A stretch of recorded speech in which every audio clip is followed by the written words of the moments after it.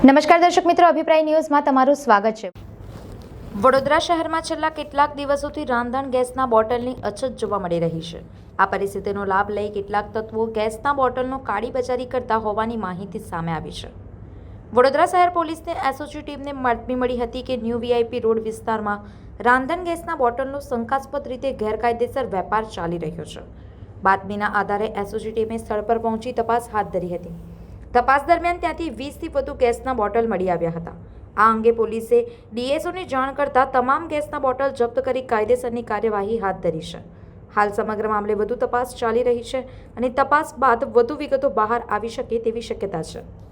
સંવાદદાતા સાથે અભિપ્રાય ન્યૂઝ, વડોદરા।